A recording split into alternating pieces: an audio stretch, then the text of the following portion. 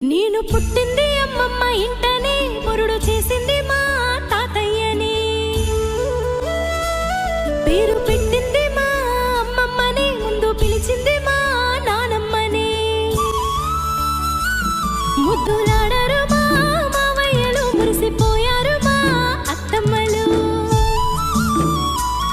మా అమ్మమ్మ ఎప్పుడు కాపలా చూసుకున్నది కంటికి రెప్పలా.